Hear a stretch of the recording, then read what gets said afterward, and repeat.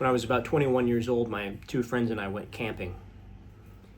It was just the three of us, that weekend. We had been making the plans for about a month, and it was supposed to be a great weekend. That's what we thought it would be. It was perfect weather outside. There was no rain, sunny skies. Everything was supposedly going to be wonderful. And it started off that way, too. We packed up the Jeep, got it loaded up with our stuff, plenty of snacks, plenty of canned food, and all sorts of stuff like that. We made sure to bring plenty of beer. We knew that it'd get warm by nightfall, but we didn't care. We were young and we were ready to party, out in the woods. We thought it was going to be an awesome adventure.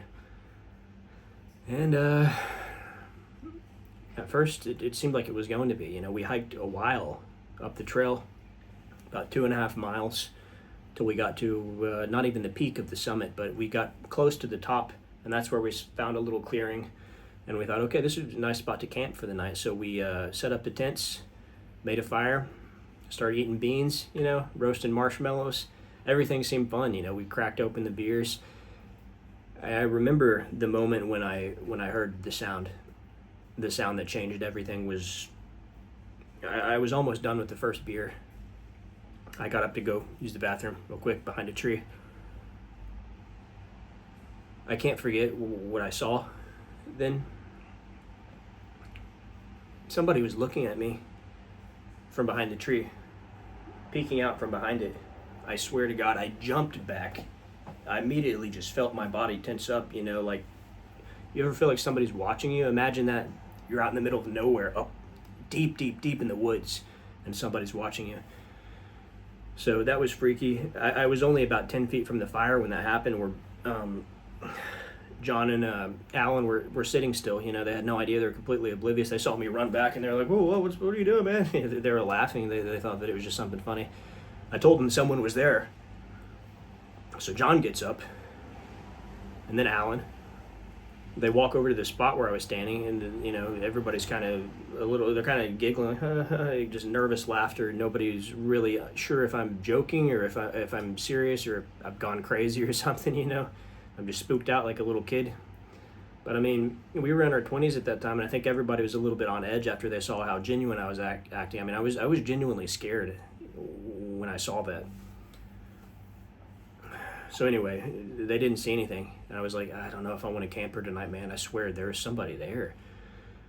John tried to brush it off. He said it's probably just some other hiker, maybe some weird dude, but it's the three of us anyway, so we're fine out here, we can protect ourselves. We got each other's backs.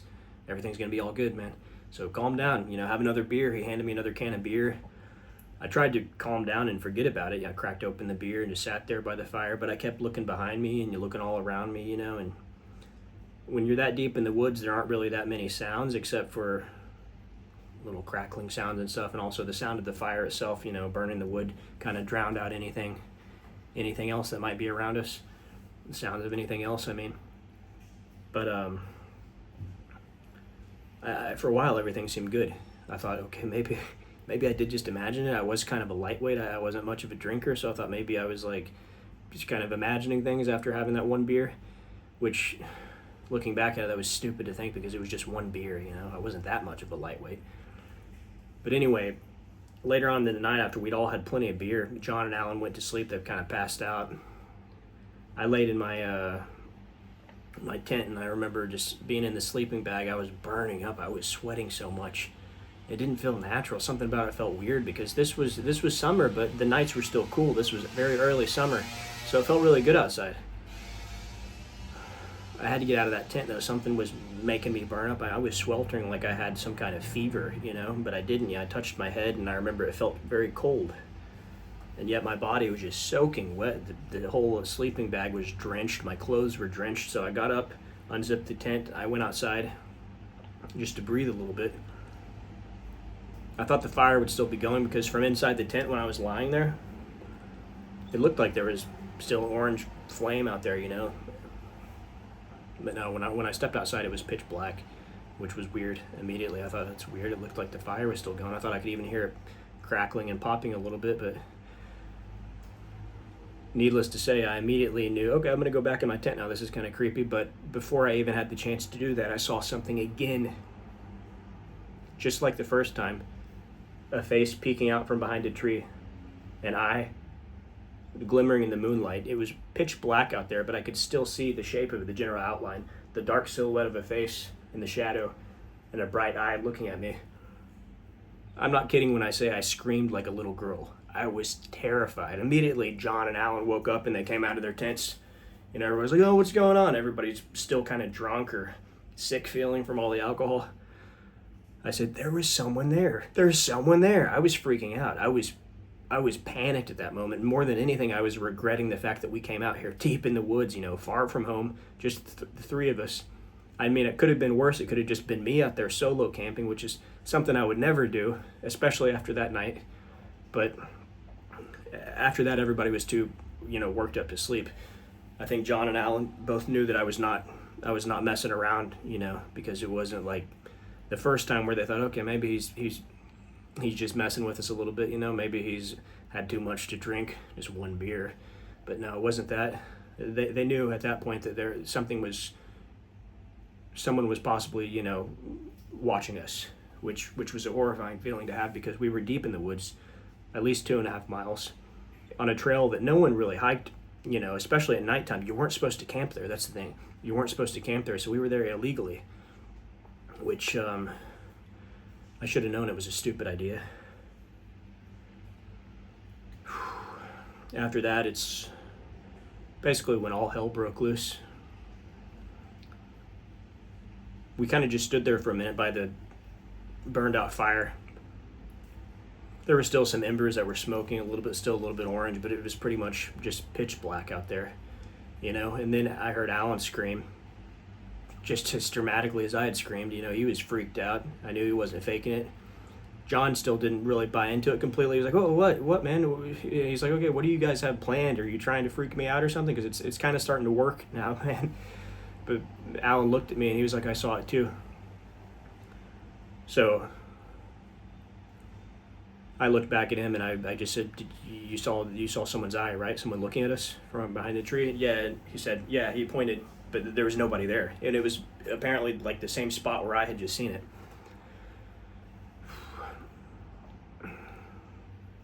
John quickly realized that we're both, not kidding him, because immediately after that,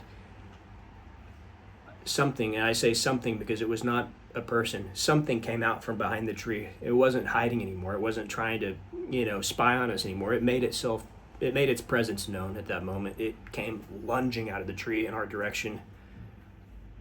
I don't know what it was. It had the shape, it had 2 legs, 2 arms. It was shaped like us, like some kind of humanoid figure. But I remember at that moment realizing, understanding why, despite it being so dark out there, I remember realizing why I had been able to see its eye from behind the tree while everything else was covered in shadow. It had the largest eyes I've ever seen.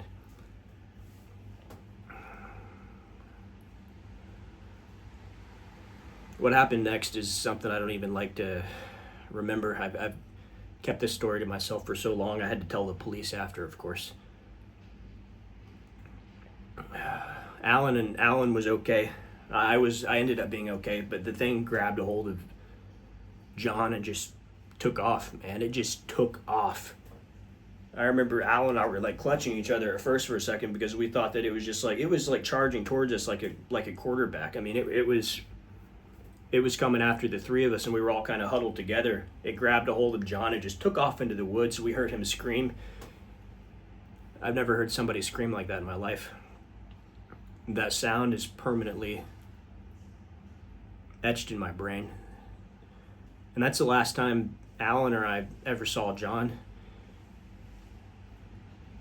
The rest of that night is kind of like a blur to me. I mean, we took off. Alan and me, we didn't pack up anything. We just took off down the trail. We made sure to grab our phones just so we could,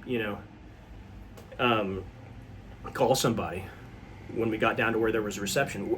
Up there where we were, there was no cell phone reception. We were doing it the old school way. We wanted that. We thought it'd be cool to just go somewhere so remote, couldn't be distracted by our phones, no modern technology, just us deep in the woods, having fun, drinking beer, making s'mores, just being guys, just having fun. And it's a miracle we made it down. to the parking lot, which wasn't really a parking lot at all. I mean, it was like a makeshift parking lot, not paved, no gravel, just dirt. Of course, we were the only car there because it was like 2 a.m. at that time.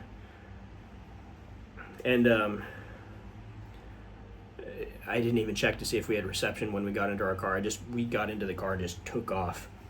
Once we got on the road, we felt safe enough to pull out our phones and call. You know, Alan is the one who called. I was driving. And he told the police what happened. They told us to pull over and wait there. We were reluctant to even do that. We wanted to get back to town, which was about a 45-minute drive. But we did that. We stopped, we waited, we looked all around us. We kept the headlights on and everything. I was posted up in the front looking straight ahead and side to side. Alan got in the back seat and was looking behind us to make sure nothing was going to run out of the woods onto the road in our direction.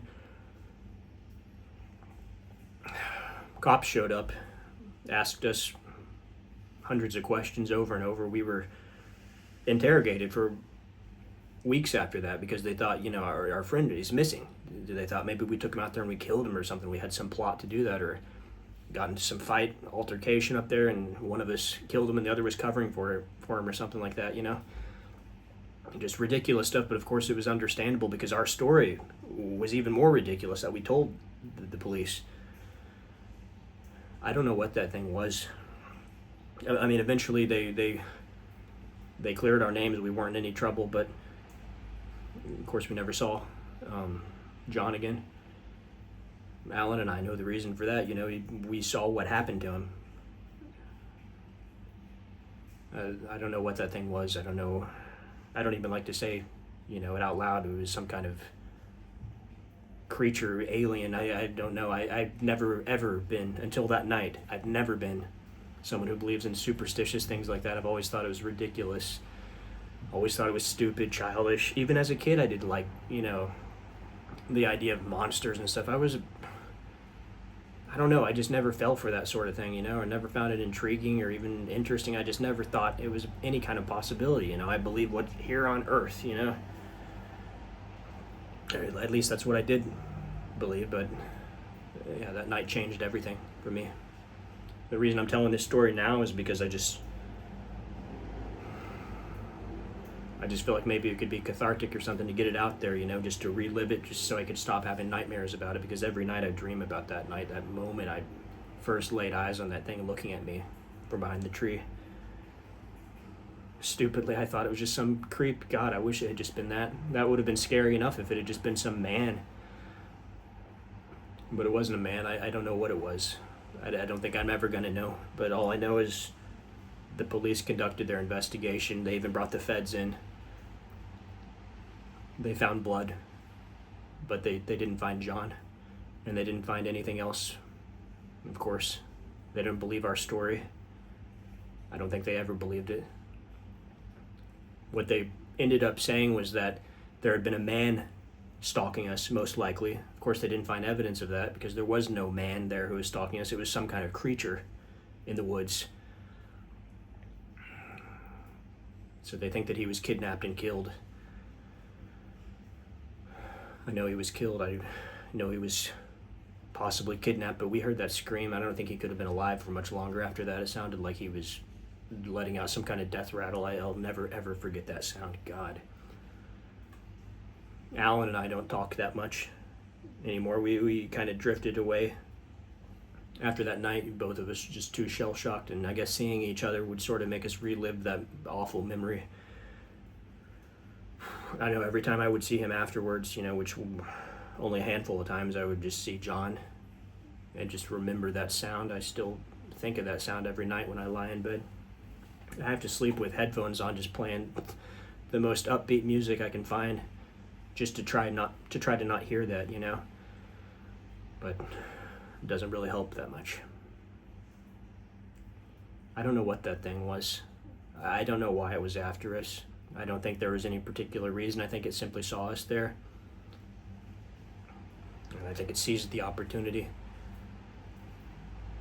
I don't know if it was something from this world or something from some other world. I don't know. I know how insane that sounds, even to me this day.